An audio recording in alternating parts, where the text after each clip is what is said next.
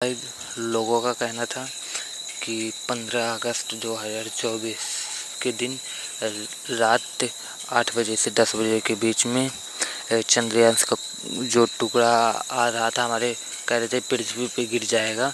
मैं आपको रियल दिखा रहा हूँ यार। मैं छत पे बैठा हूँ शाम 7 बजे से, टाइम ज़्यादा हो रहा है।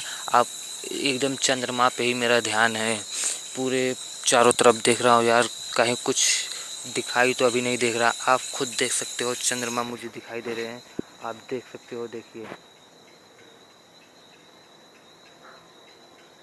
देखिए एकदम रियल प्रूफ आपको दिखा रहा है। देखिए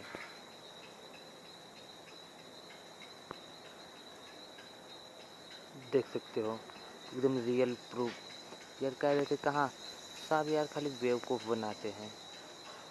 देख सकते हो अभी छत पे है पूरे। देखिए इधर लाइट जला है, इधर लाइट जला, एकदम पूरे अंधेरा हो रखा है।